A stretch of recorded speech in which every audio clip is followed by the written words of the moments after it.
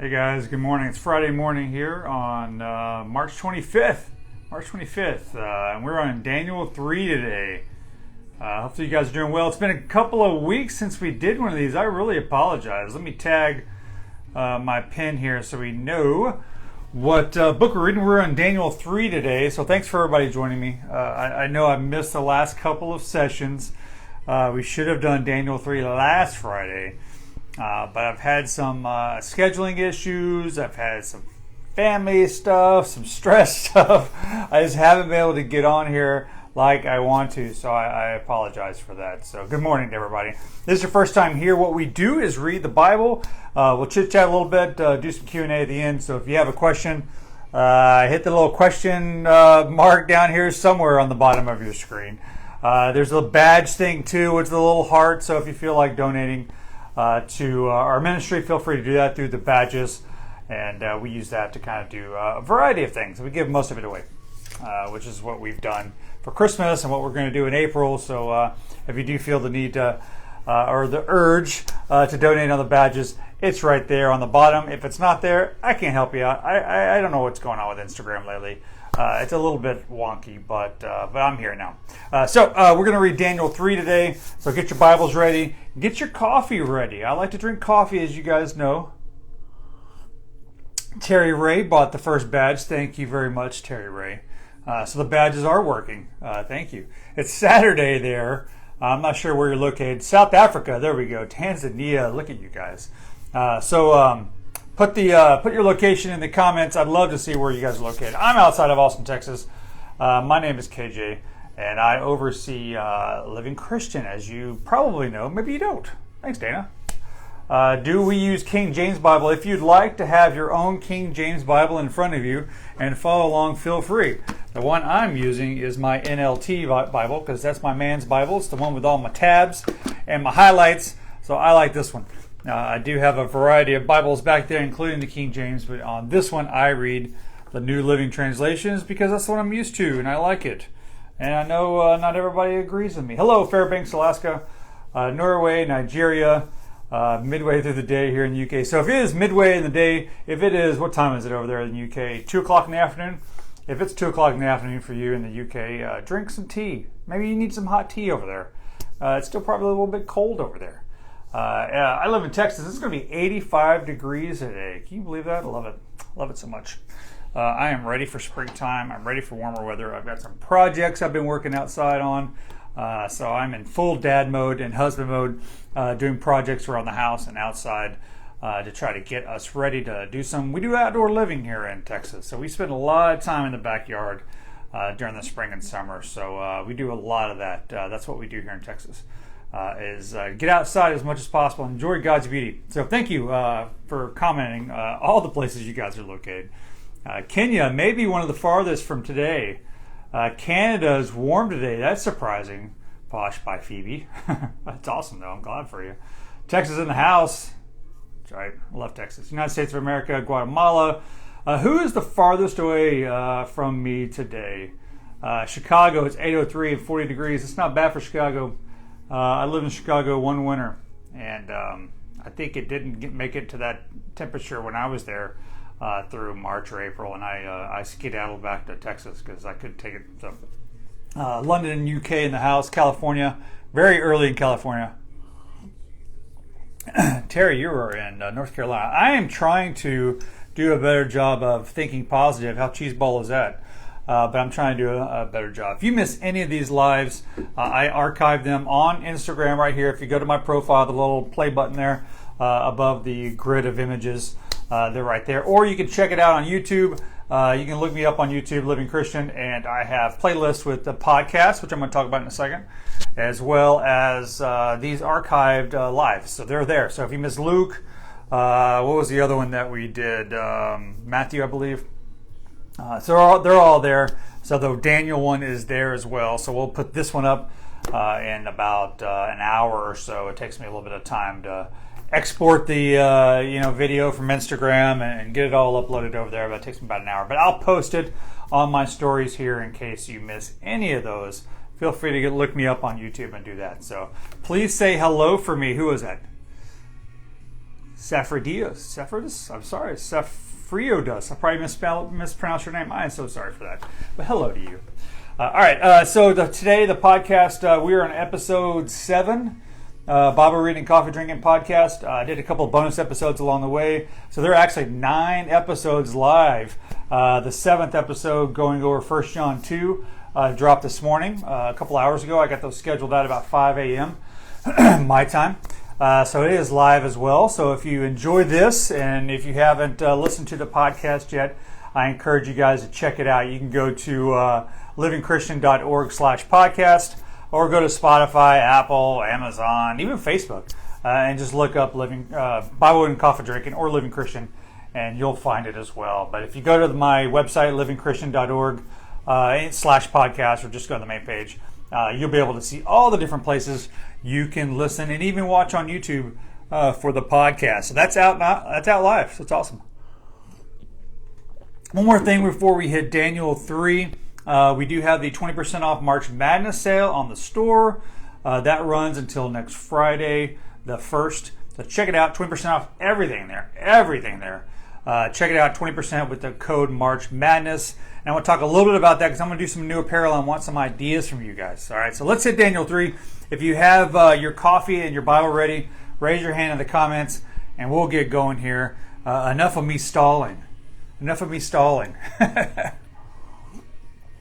Is it on Pandora? It is not. I'm working on it on Pandora. I got it up on iHeartRadio, but I'm working on the Pandora. So check it out on Pandora. Maybe today, maybe Monday, but I am working on that. So okay, let's hit Daniel 3.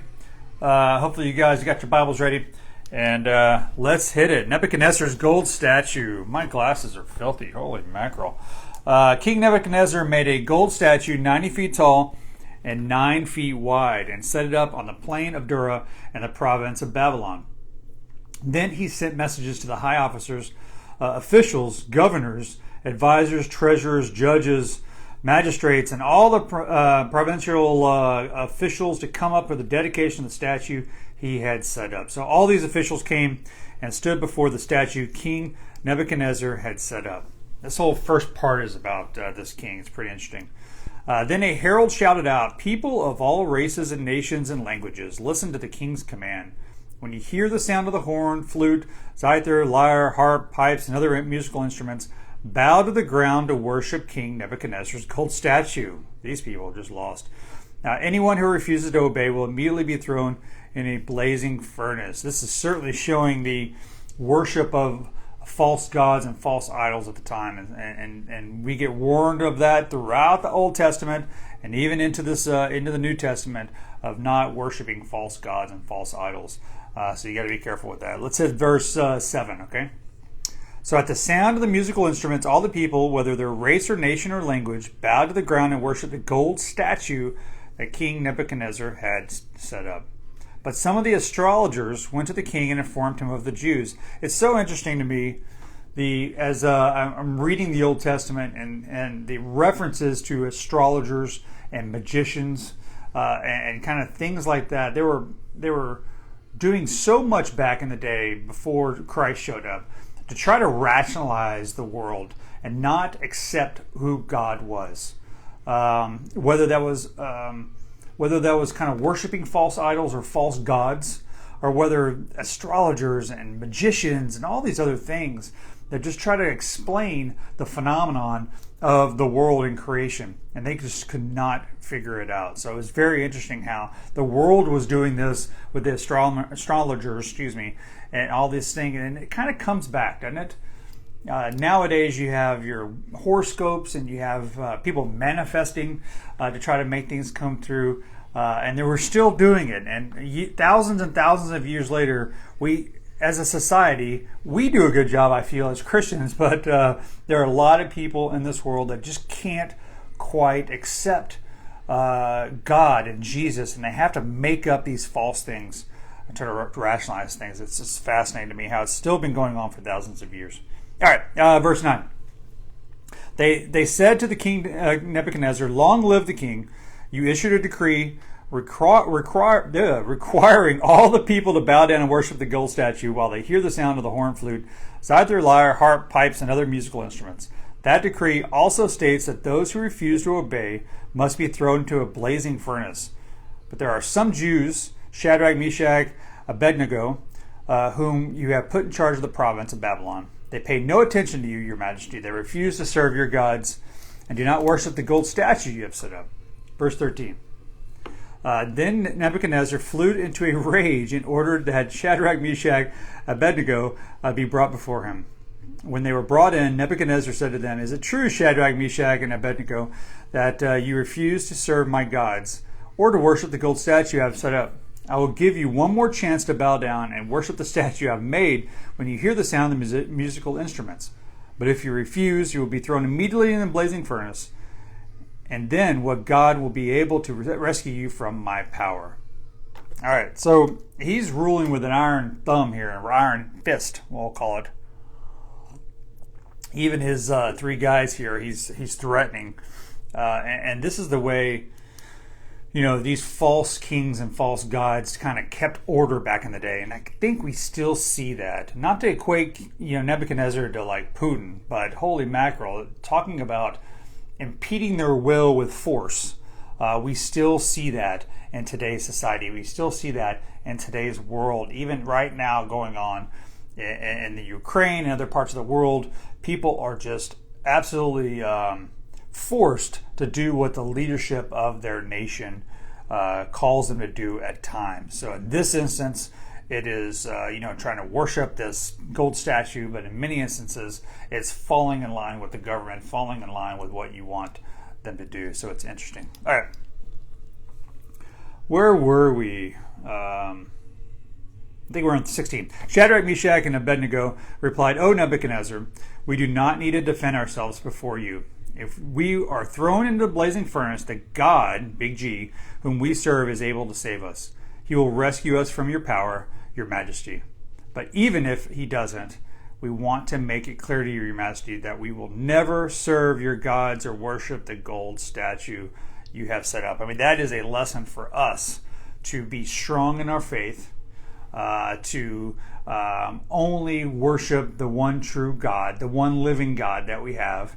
And no matter what people say or maybe what they force us to do, we have to deny it. Now, I think we are in NLT for somebody who asked what version of the Bible we're in. This is also a kind of a precursor or a foreshadowing of what Revelation says with the end of times, and you have to take the mark of the beast, and you have to worship the one world order, and you have to do all these things. And it's kind of, the Bible is very circular, right? And that's foreshadowing what hopefully we won't have to deal with in our generation, but at some point Christians are going to have to deal with this and being forced to worship somebody that they don't believe in, and we've got to stand strong. All right, let's hit the blazing furnace. Verse 19. Take a sip of coffee first. Nebuchadnezzar was so furious with Shadrach, Meshach, and Abednego that his face became distorted with rage. He commanded that the furnace be heated 7 times hotter than usual. Then he ordered some of the strongest men in the army to bind Shadrach, Meshach, and Abednego and throw them into the blazing furnace. So they tied them up and threw them into the furnace, fully dressed in their pants, turbans, robes, and other garments. And because the king, in his anger, had demanded such a hot fire in the furnace, the flames killed the soldiers as they threw the 3 men in. So Shadrach, Meshach, and Abednego, securely tied, fell into the roaring flames. Verse 24. But suddenly Nebuchadnezzar jumped up in amazement and exclaimed to his advisors, Didn't we tie up 3 men and throw them in the furnace?" "Yes, your majesty, we certainly did," they replied. "Look," Nebuchadnezzar shouted, "I see 4 men, unbound, walking around the fire unharmed, and the 4th looks like a god." Verse 26. Then Nebuchadnezzar came as close as he could to the door of the flaming furnace and shouted, "Shadrach, Meshach, and Abednego, servants of the Most High God, come out, come here." So Shadrach, Meshach, and Abednego stepped out of the fire. Then the high officers, officials, governors, and advisors crowded around them and saw that the fire had not touched them. Not a hair on their head was singed, and their clothing was not scorched. They did not even smell like smoke. God protected them, just as they said that he would. Verse 28, then Nebuchadnezzar said, praise to the God of Shadrach, Meshach, and Abednego. He sent his angel to rescue his servants who trusted him. They defied the king's command and were willing to die rather than serve or worship any god except their own God. Therefore, I will make decree. If any people, whatever their race or nation or language, speak a word against the God of Shadrach, Meshach, and Abednego, they will be torn limb from limb, and their houses will be turned to heaps of rubble. He's so harsh.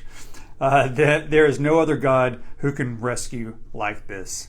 Verse 30, then the king promoted Shadrach, Meshach, and Abednego to an even higher position in the province of Babylon. So, certainly the lesson here is stay strong with your faith. Have faith in God and trust God no matter what you're going through. These three were knowing that they're going to be thrown into a furnace to be burned up. And either A, they had faith that God was going to bring them out of it, or B, even if God chose not to bring them out of it, they knew that they would be joining him in heaven. Everything's going to be okay, but they were not going to denounce their faith and denounce God and fall in line with what Nebuchadnezzar wanted. And that's the kind of faith that we all need to have. Maybe not to this extreme. We need to have it, but we may not be facing this test to this extreme, but we face tests every day. And there are plenty of hardships that we deal with on a daily basis. As you guys know, I've been dealing with a variety of things, including a paralyzed dog that we have, who I love her to death, but she's a challenge now, day after day, trying to help her have a good quality of life. And we all deal with situations. I've got friends that are dealing with hardships. I have a friend that is dealing with a lot of medical issues that I'm praying for and working with. So we are all dealing with these things that we're dealing with. Maybe they're not as dramatic as being thrown into the fire by King Nebuchadnezzar, but they're challenges in our own life. They're tests of our faith that we've got to make sure we stand strong with God, have faith in Jesus and what he did for us, and everything is going to be okay. Everything is going to turn out the way God wants it to turn out. God chose to save them from the burning furnace. God may choose to teach you a lesson as you're going through these struggles, as you're going through these storms. But I promise you, he makes a way out every single time. Okay, he parted the Red Sea to allow Moses and the Israelites a path to get through it. He didn't remove the water altogether or remove the Egyptians from chasing. What he did was create a path for them to move forward. Okay, and that is what he's going to do for you. I promise. He does it for me. If you look back on your life, God has brought you out of 100% of your troubles. I'm 48, almost 49 years old. I've had a lot of troubles in my life, off and on. I've had a good life. I have a blessed life. But with that comes challenges at times. But I can look back, and there were times where I dealt with health crises, family problems, career problems, money problems, just things of this world that I needed God to help me get through. And at the time, there were times where I wasn't sure whether I was going to get through it. But God found a way and brought me through each one of those. Just a quick story, and then I'll hit to some questions. When I was 21 years old, 22, I collapsed at a friend's apartment, and I couldn't breathe. My back hurt really bad. And I couldn't breathe. I laid on the floor for a couple of hours. Finally, a buddy of mine took me to the hospital, and I had 3 holes in my lung. And so my lung had shrunk down to the size of almost of a golf ball. So my entire left chest cavity was just like wide open, full of air, with no lung there, right? And because the lungs work together, you can't just use one. It's not like a kidney. So I couldn't breathe at all, and they had to surgically, cut part of my lung out and so forth. I was in the hospital for weeks. It was a challenging time in my life, especially being young, being 21 years old, 22 years old. It was a challenging time, and I was scared, and I wasn't sure whether I was going to get through it. I still remember laying in the hospital bed by myself at 2 o'clock in the morning, talking to God and praying that he would get me through this, because I wasn't married. I didn't have a girlfriend. I was all alone. And I just felt like I had a lot more living to do, and I wasn't sure whether that was my time or not. There was a couple of dicey times during those few weeks that I almost didn't make it. But my point is, now I look back 25 years later, whatever it is, and I still have some remnants of that, some asthma of that, but God brought me through that. And He had plans for me. And I didn't start, and if you look at Living Christian, I knew He had a plan for me to do this. And that didn't happen for 20-something years. So we're on God's timing. But with that timing, you have to trust that He's going to get you through everything that you need Him to get through. And then because He has plans for you down the road. Whether it's 2 years down the road or 20 years down the road, He's got plans for you. He had plans for me, and He brought me out of that challenge. It would have been easy for me to give up. It would have been easy for me to blame Him or to get angry with Him for why is this happening to me. But in retrospect, it's a small time in my life that I remember, and I don't want to have happen again. Don't fool yourself. But I've had so many things happen since then, good things and some struggles, that it's just a small bump in the road that it seemed like a huge mountain at the time. But God made a way, and He brought me out of that. And I'm good now. I don't even think about it. I think about it. I think about my knee when I go snow skiing. I'll tell you that much. I've had 3 knee surgeries on my knee. I think about that more than I do my lung collapsing and having issues. That's for sure. But nevertheless, that's a little mini testimonial for you guys. So that's something to give you guys some encouragement and have faith no matter what you're going through, health, financial, whatever challenges you have right now. I promise you, God can bring you through it. Okay, let's answer some questions. I do have a question for you guys, though. As I mentioned on my store, livingchristian.org, we have 20% off using the code March Madness. I want to do some new apparel for the spring and summer. So if you have any ideas on shirts that you like, whether it's sayings or styles, shoot them over to me. You can email me at info@livingchristian.org, or just go to the website and fill out the form. livingchristian.org. I would love for your input on that. I've got a couple of shirts that I designed this week that I have some samples coming out I want to take a look at. But I want your opinion, because I want only design stuff that you love. I'm not running that store to make a bunch of money. I'm doing it so I can help you spread the love of Christ through apparel. I have a YouVersion t-shirt on right now, but I don't have one of mine on. But so I'm curious on that. So fill out the form on the website, or shoot me an email at info@livingchristian.org, and I'll take a look at that, and hopefully I'll use some of your ideas. So all right, so let's hit some questions real quick. As I mentioned, the badges are turned on with the heart and the question mark on the bottom, and let's see what we got.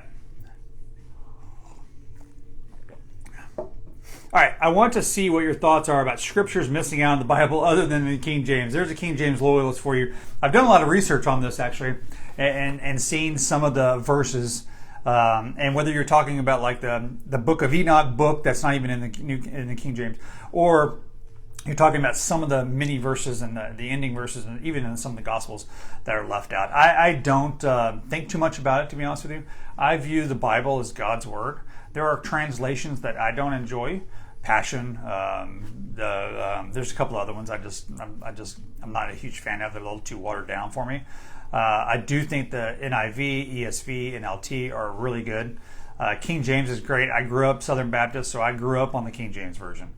But I think sometimes we get so obsessed and focused on what's not in there versus what is in there. Is the King James version the end-all be-all? I don't know. I mean, I've done my research on where that came about, and Martin Luther translating it into German. I've done all that research, and I think that we overthink that at times. And if you love the King James version of the Bible, so be it. Go knock yourself out. Do I reference it sometimes? I do. But from a way that I like to read, I read mine. Less of the translation and more because I like the footnotes, and I like the men's, because I'm a father and a husband, and there's some notes in there and equating to men, so I like that. So I try not to focus too much on the translation. I think we overthink that at times, and not everybody's going to agree on that, but that's my opinion. That's my opinion. All right, see what other questions we have. Why, there we go. Why is it the Enoch and the King James Bible? The council decided all that stuff long ago. That is not for me to really care about, to be honest with you. All right, I broke up with my boyfriend because he isn't a Christian, but I don't know if it's a good decision. Sally, I guess her name's Sally. Sorry about that.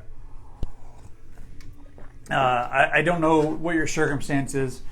I do know you need to make sure you're not yoked with the wrong people, and the Bible is referencing that many times. But I do think people can change, and people find their faith and turn to Christ at different parts of their life. So only you can answer that. I would say be wary of somebody pulling you away from your faith. So if you're dating somebody that's maybe not a Christian, there's a difference between whether they haven't found Jesus yet or not, and whether they've rejected Jesus or not. So if your boyfriend or husband or friend have rejected Jesus and they're actively disagreeing with you and they want to pull you away from Jesus, then you don't need them in your life, okay?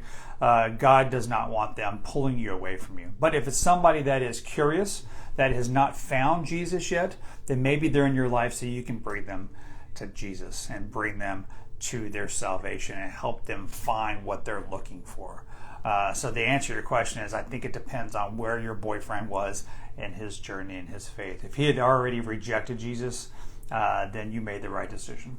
That is for sure. So, all right, let's see what other questions we have, and then we'll wrap this up. Let's see. Okay, it's someone else's question, but I wanted to. Does prayer change God's will if we want something? I think depends on what you want is part of God's will or not, if that makes sense. The more that you are praying for guidance and direction and wisdom and knowledge of what God's plan is for you or what God's will is for you, then the more apt that your prayers are going to be answered in that function. Now, if you're praying for things, right? If you're praying for something to happen, or I want this car, or I want this job, it's not necessarily, if it's not part of God's plan, it's not going to change God's mind.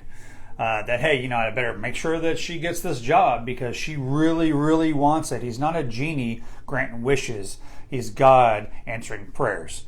So when I find myself when I find that I am praying for stuff that I want more, or maybe if I'm praying and those prayers are not coming true, a lot of times I'll look back and try to think about what I'm praying for and how I'm praying.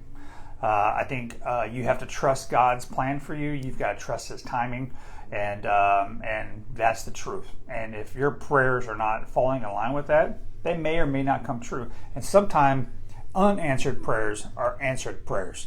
There are many times in my life I prayed for something or for someone that didn't come true, that when I look back on my life, God knew a whole lot better than me. Okay? Whether that was me praying to get married when I was younger, and I've been married for 20-something years now. I love her to death, and I would never change it. I'm happy things didn't work out the way I kind of wanted them to at the time, job-wise, etc. There are things that I prayed for, things that I wanted at the time and prayed for that didn't come true. And when I look back on my life, there's a reason why they didn't come true. It's because God had other plans for me. He had other paths in my journey for me. So, pray. Be knowledgeable, be understanding, be open, but also be thankful and thank God with every prayer. Thank Him for 3 things before you ask Him for 1. That's probably a good rule of thumb, to be honest with you. All right, saying all that, let's pray today, and let's pray for some guidance and knowledge so we're not praying for things. Is that fair enough? All right, bow your heads. Dear Heavenly Father, we want to thank You so much. As I just mentioned, in this Instagram live, my general rule of thumb is to thank You for 3 things before I even ask You for anything. So today, Lord, I'm thanking You for 3 things. I'm thanking You for this audience and this following that we have on Living Christian and everybody watching these live right now. I'm thankful that You brought all of us together so we could study Your Word and be together and fellowship together and help each other as a community that's living for Christ, Lord. I'm thankful for that community. Lord, I'm thankful for the life that I have and the family that I have. As I mentioned and I told in my story, Lord, I thought I was a goner 25 years ago, but You pulled me out of that hospital bed, and you delivered me into a life that I never thought that I would have. And I'm so thankful that you saved me that day and you have provided the life that I have, Lord. Finally, Lord, I'm thankful for peaceful times that we have, even sometimes when they're just small. Right now, there's so much chaos in the world. There's so much war in the world, and the news is terrible, and it seems like every day something bad is happening. But there are moments in the day where I can sit back and have peace. And sometimes that peace lasts a day, a week, a year. And sometimes that peace lasts only a few minutes, Lord. And right now is a moment of peace that I have, talking to you with my friends. And you bring peace in this short moment, in these 30 minutes, away from this world, away from the chaos, away from Satan, and in your presence, Lord. Thank you for that peace. I do want to pray for everybody on this life that you provide them knowledge and guidance and wisdom on living a life that is fulfilling, but living a life, more importantly, that glorifies you, Lord. We know without you, we can't do this alone, but with you, we can do anything, and we're so thankful for that. In Jesus' name we pray. Amen. All right, guys. Hope you guys have a great weekend. I'll archive this live on YouTube as I usually do. Check out the podcast. A new episode dropped today going over 1 John 2. Bible reading, coffee drinking is the name of it. You can hit the link in the bio in my profile as well, and it's up top there. So wherever you listen to it, Spotify, Apple Podcasts, etc., it is live. And I'm working on Pandora. I'll check on that today to see if it's live on Pandora for whoever asked that earlier. I had submitted it, but it takes a little while to get them to accept it for whatever reason. So anyways, love you guys. Have a great weekend, and we'll see you on Monday. Okay, I'm committing to do this Daniel 4 on Monday. I'll move some stuff around if I have to. So love you guys.